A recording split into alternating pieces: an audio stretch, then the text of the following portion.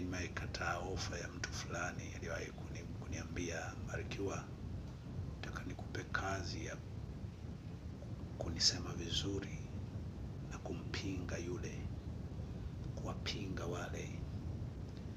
Mai kupewa wito jiunge na Chadema ili siku ya matatizo wao wanakusaidia. Nisema hapana, mimi nitamsifia yeyote atakayefanya vizuri na nitampinga yeyote atakayefanya vibaya.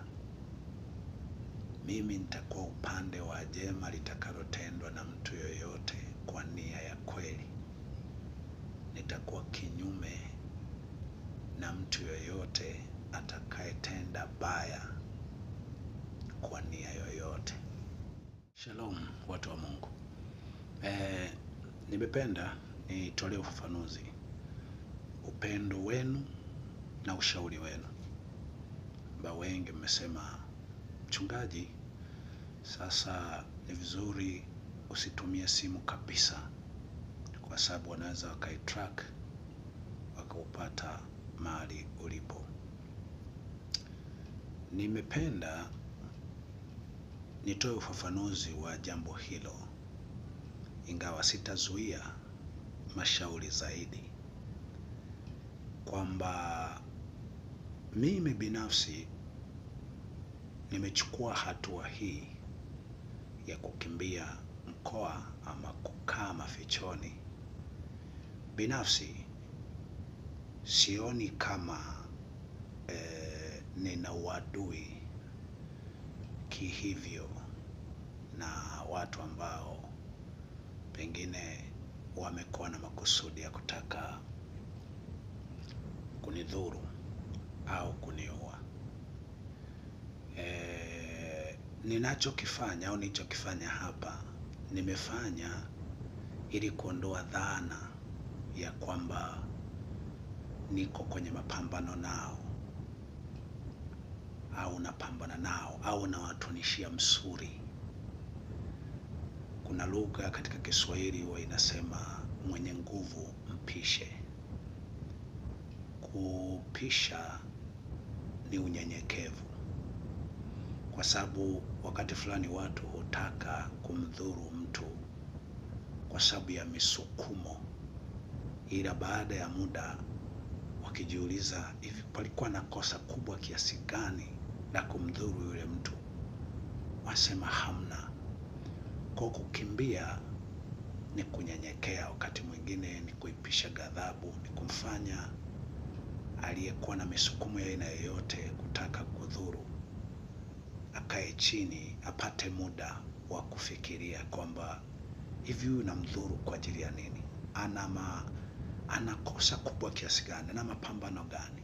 Kwa mfano, moja ya kitu ambacho ni maarufu sana, mtu akienda mafichoni, pengine ni kwanza sasa kukabili watu, kuanza kukabili watu kwa namna yenye uwazi zaidi, yenye hasira zaidi, ama kuhamasisha namna fulani ambayo inaonyesha moja kwa moja anapambana na hao ambao walijipanga vibaya kwa ajili ya maisha yake au wameshafanya mabaya mengi kwa maisha ya watu wengine. Mimi kwangu sio hivyo, haitakuwa hivyo. Sitatumia nafasi hii ya kukaa mafichoni nilipo kutoa clip au posti zinazoonekana niko kundi fulani, niko genge fulani, niko upande fulani wa kisiasa. Na hata wale ambao wakati mwingine walikuwa nasema, Barikiwa, tukimkamata kwenye simu yake tunaweza tukakuta ana mawasiliano na watu fulani. Ulinikosea sana. Polisi waishawahi kuchukua simu zangu mara kadhaa kwa kunishtukiza sana. Wao ni mashahidi, hawajawahi kukuta genge lolote nililonalo na mawasiliano yoyote yanayoonyesha nimewahi kufanya na mtu yoyote. niliwapa password za simu zangu, walivichimbua mpaka ambavyo niliwahi kufuta. Hawakuwahi kuona genge lolote nilonalo. Kwa hiyo hata kunikabili, kunikuta mahali kwamba pengine tuone anawasiliana nani, anapanga na nani mipango yoyote kwa siri, nina hakika hawajawahi kuona, na sina kwa njia yoyote. Sina genge lolote. Mtoto tukimbana huyu atasema habari za yule, mtanionea bure. Sina genge na mtu yoyote, sina mipango na mtu yoyote kwa njia ya simu, kwa njia ya kukutana. Sasa kupotea na kutokuendelea kutoa mtazamo wa ile kujulisha sasa watu, kutokuwajulisha chochote, inampa mtu aliyekuwa na kutafsiri vibaya kuendelea na mipango yake na kuona okay, huyu kwa vyote vile yuko kwenye vikao fulani, yuko chimbo fulani, yuko kwenye mazungumzo fulani na watu fulani, pengine anatumia akaunti nyingine, ndiye anayechochea kitu fulani. Mimi sitaonekana kwenye mapambano hayo. Kwa nini? Pia kwa sababu pia cha kuokoa sina. Kitendo cha kwamba nishindwe kumwokoa mtoto wangu, hapa nimechukua ya maamuzi ili tu kuepuka kuumiza watu wengi zaidi, ambao mimi nikiuawa kwa sababu ya msukumo na wa mshtukizo tu, ama watu walio karibu na mimi wanaonizunguka wakiuawa wanaponipigania mimi nisiuawe, naamini duniani patazidi kuwa pabaya zaidi kwangu, kwa mke wangu, lakini pia na kwa watu walio karibu nami. Lakini sina mapambano yoyote, wala hamtaona mapambano yoyote nikionekana niko kwenye genge lolote la kuhamasisha chochote. Naamini ukombozi ambao pengine ni tofauti sana na ukombozi wa wanasiasa wengi wao, au watu wanaotegemea ukombozi kwa njia za kisiasa.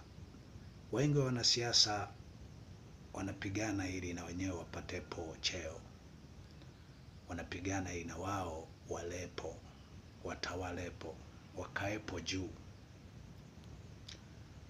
Wengi wanasema tu kinachotakiwa cha kwanza waondoke CCM na sisi tukaepo. Mimi moja, napinga tu ubaya, kwamba mbaya, muovu, mtu anayeua watu, anayeonea watu, binafsi, anayependa apate yeye tu na familia yake, hata kama wengine wengi watateseka. Mimi naamini si mtu, si neno la Mungu, huyo natakiwa kumpinga akiwa chama chochote. Lakini ikiwa kwa hayo, mtazamo wangu pia unaonyesha kwamba napenda usawa, napenda haki, usawa. Usilopenda kumtendea mwingine, usilopenda mwingine akutendee, na wewe usimtendee mwingine. Walivyo watoto wako, unavyopenda wawe walivyo wazazi wako, unavyowakea, ndivyo umjali mkee, umwangalie na mtu mwingine awe hivyo. Naamini katika nchi mpya ambayo vilio na maombolezo havitakuwemo ndani yake, wala kufa. Atakayewahi kufa atakuwa na miaka 100, huyo ndo atakuwa mtoto mchanga. Hayo yameandikwa katika Isaya 65 kuanzia mstari wa 17 mpaka mwisho. Mtazamo huu huwezi ukawakuta kwa wanaopigania ukombozi kisiasa. Nakubali ukombozi wowote unaopiganiwa kisiasa ni jambo jema, inaweza kuwa msingi wa kupigania sasa ukombozi wa jumla wa hiyo Isaya 65 kuanzia mstari wa 17. Lakini sitaonekana katika namna inaonekana ni mapambano. Jambo la pili, B, ni kwamba ikiwa kwa hatua hizi nilizochukua, pamoja na hayo kutakuwa na hatua za kwamba mpaka tutrack simu tumpate kwa njia ambazo natumia kurekodi vipindi na vinakorushwa, vinakopelekwa, ambako ndiko vinaenda kurushwa hewani. Kimsingi simu hii inayotumia sio inayotumika kuvirusha. Namna vinavyosafirishwa kwenda kurushwa mahali kwingine, hiyo namna yote ikajulikana, basi itakuwa nilikuwa na hatia mioyoni mwa waliokuwa natafuta kunidhuru, ambayo hata ningenyamaza vipi wangenitafuta. Kunipata tu hapa nilipo, unanitafuta tu mpaka nimpate, basi nina hatia ambayo hata nijinyamazie vipi, hata nikae kwenye handaki, nitapatikana, nitafukuliwa. Lakini ukweli ni kwamba sina ugomvi wa aina hiyo. Na ifahamike pia kwamba hapa nilipo, kukimbia Mungu anaweza akawa ameruhusu ili tutimize unabii ama mapito ya watu wa Mungu wengi.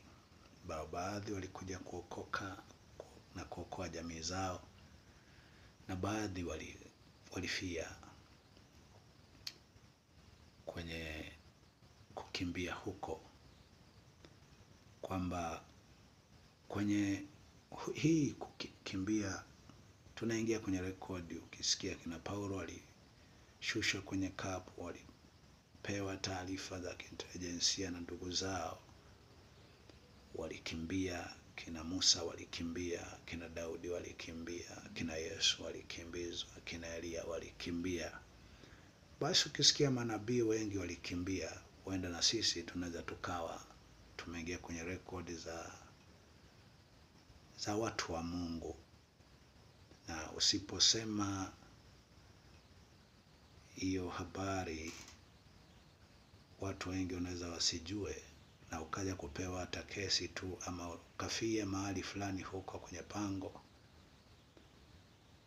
kaja kuzushiwa tu kwamba alikuwa kuzini na wanawake, ikawa trend hivyo. Lakini kusema ni kuingia kwenye record za watu wa Mungu walivyowahi kupita. Lakini ingawa hili inaweza kuwa na utata kwa wahubiri, mimi kile kilichoandikwa katika Mathayo 24 kuanzia mstari wa 15 kinaonyesha kabla. Ukisoma usiongeze chochote, soma tu lilivyoandikwa vile vile. Utaona kabla ya dhiki kuu, kabla ya unyakuo, palianza dhiki kuu ambayo iliandikwa kwamba kwa ajili ya wateule siku hizo zilifupizwa. Isingekuwa sio hivyo, asingeokoka hata mmoja. Na kwamba walio Yahudi wakimbilia milimani,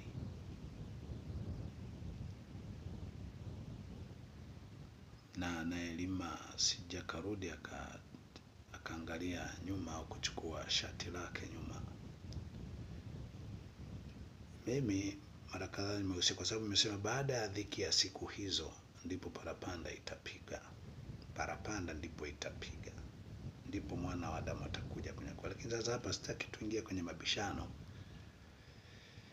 ila nahusisha sana kinachoendelea ndani ya nchi yetu na dhiki kuu, na kihusisha sana kama sio dhiki kuu, basi vinafanana sana. Ukisoma kuanzia Danieli 11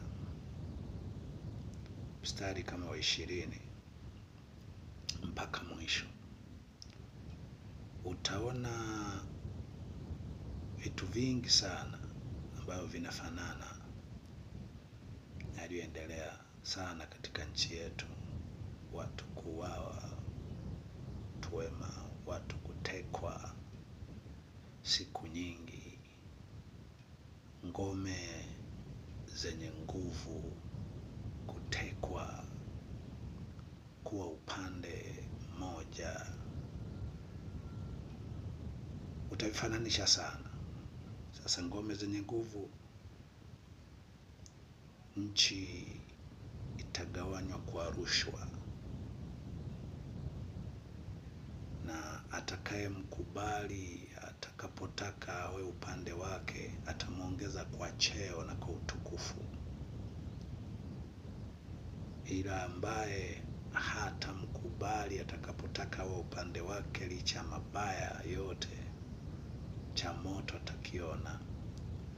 Ukisoma maandiko yote hayo mpaka mwisho, kuanzia Danieli 11 mstari wa 20 mpaka mwisho, unaweza kaona mazingira ya aina hii hapa tulipo. Kama hiyo haitoshi, kuna ambao umesema kanisa sasa silitakufa. Niseme kanisa lishakufa tangu niliposhindwa kuzuia kifo cha mtoto wangu, kwa sababu mimi nasoma katika Timotheo wa kwanza sura ya 3, anasema mtu anayetaka kuwa shemasi au askofu hawa na uwezo wa kuilinda familia yake, sababu akishindwa kuitiisha kuilinda familia yake, atawezaje kuilinda kanisa? Kwa kuwa nishindwa kuzuia kifo cha mwanangu wa pekee, na nikashindwa kuzuia vifo vya watu wengine, na ikiwemo Sifa, mtoto ambaye ulibadili na kuwa kama mwanangu kwa mambo mengi. Kanisa pale kulikuwa na kila sababu watu waliopo kanisani watawanyike kabisa. Hao waliopo ni wale waliovutwa na Mungu, kwa sababu Mungu pekee anajua nilichobeba ni cha milele. Hivyo lazima wawepo watu ambao hata nisipokuwepo watakibeba kwa moyo niliobeba. Ndio maana wapo hapo, na huenda kwa hali yoyote wataendelea kuwepo mpaka mwisho wa dahari, ama mpaka ukombozi wa kweli utakapotokea. Mimi katika unyonge na hali yoyote nimeamini ya kwamba inawezekana ile mizeituni miwili ikaja kutokea nikawa ni mimi, na kama sivyo, basi wale walionifuata katika mashimo, katika mapango, katika taabu, katika uchungu wa kila aina, bado wameendelea kuona kwamba ni moja kati ya mhubiri mwenye picha sahihi sana juu ya umilele wa binadamu na makusudi ya milele ya Mungu kumleta duniani mwanadamu. Basi inawezekana mimi kama sitatokea kuwa mizeituni miwili ile ya Ufunuo 11 mstari wa 3, basi inawezekana nitachochea kati ya wale ambao wamekuwa pamoja nami, mmoja wao nao watakuja kutokea baadhi kuwa mizeituni ile miwili, yani kwa zile nguvu ambazo zinatajwa kwa ile mizeituni miwili ilivyokuwa ikifanya kazi. Msomaji unaweza kaenda kusoma hapo. Jambo la mwisho ni kuhusiana na mbona ulimpinga Abiudi kukimbia na wewe umekimbia. Namba ieleweke kwanza pale, sikupinga kukimbia. Sikupinga kukimbia, nasema nilitaja pale kwamba kina Elia wamekimbia, kina Musa walioikimbia, kina Daudi walioikimbia, kina Yesu walioikimbizwa, kina Paulo walioikimbia. Niliongelea sababu za kukimbia, lakini ili yasiwe marefu, kujulisha kwamba baadaye ni kuja kufahamu karibu kila mtu na namna anayoweza kuongozwa na Mungu kujua hii sababu. Utaondoka pasipo mpango wangu. Kwa hiyo wefahamu ya kwamba, nimefahamu ya kwamba kama Abiudi na wengine, hususan Abiudi kwa sababu ndiye niliyesema, kama information zilikuwa na hakika kabisa kwamba angeweza kupotezwa na asiuone ukombozi ama asiendelee na lile kusudi ambalo Mungu alimkusudia hapo baadaye, basi jua alifanya vizuri. Paulo anasema tulipokuwa watoto tulifanya kama watoto, tulipokuwa watu wazima, nilipokuwa mtu mzima niliyabatisha mambo ya kitoto. Mimi siogopagi kuonyesha kwamba hapa nilikosea. Kama tu kusudi la Abiudi hatari ilistahili kukimbia kama hivi nilivyoona mimi. Sababu wengine nasema sasa wewe unajitetea, unaonyesha sababu zako za msingi kuliko za wenzio. Kama ni sababu kabisa ya msingi, basi wejua nilikosea. Na sio ni aibu. Sio ni aibu. Mimi niliona kusema hivyo ni kujaribu kuweka vizuri wahubiri kwamba kama mnajiponya mno. Lakini kama kwa sababu za msingi kama hizi ambazo mimi zimepelekea chukua hatua hii, basi chukua hatua hili nilikosea, nisamehe. Na ujue katika tunaotaka kufanya mengi, kufanikisha mengi, lazima tunakuwa na mistakes nyingi, ila ndizo zinazokuja kutufanya baadaye tuonekane ni hodari sana, ni mashujaa sana, tumejua mengi. Ila wewe ambaye unafanya machache, mara nyingi utajua machache. Akili hutokana na kukosea kwingi, akili hutokana na kuthubutu kwingi na kugusa vingi, ila kwa nia njema isiyo na wivu, isiyo na chuki. Mwisho ni kujulisha kwamba mimi wakati wote nitaonekana kanisani. Najua pengine kuna shida za Barikiwa, pengine tukimpata tutalijua genge lake, tutajua kundi lake, au tutampata mtu fulani. Mimi utakuwa unanionea bure. Sina mtu yoyote ambaye nina mawasiliano na mahusiano naye na mipango naye kwa siri au peupe. Mimi nimekataa ofa ya mtu fulani aliyewahi kuniambia, Barikiwa, nataka nikupe kazi ya kunisema vizuri na kumpinga yule, kuwapinga wale. Mai kupewa wito jiunge na Chadema ili siku ya matatizo wao wanakusaidia. Nisema hapana, mimi nitamsifia yeyote atakayefanya vizuri na nitampinga yeyote atakayefanya vibaya. Mimi nitakuwa upande wa jema litakalotendwa na mtu yoyote kwa nia ya kweli.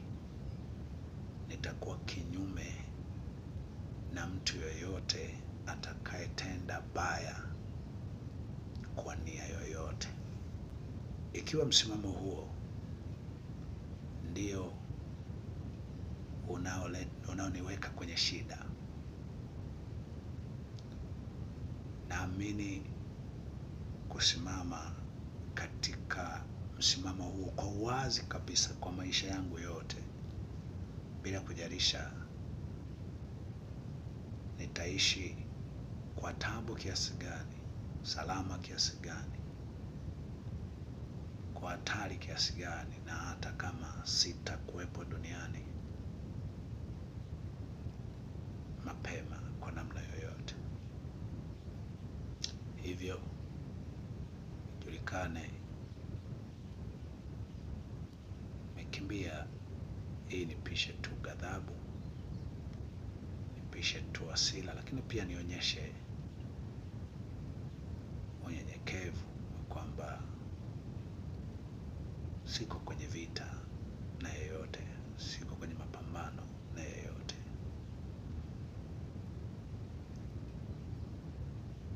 Na nikikupa hata wakapata ujiko, sika kwamba shukuru umekimbia, ungetuona. Mimi kwangu sipo hapa kushinda, nilishashindwa kitambo. Nilishashindwa kitambo. Kwa hiyo nafikiri tu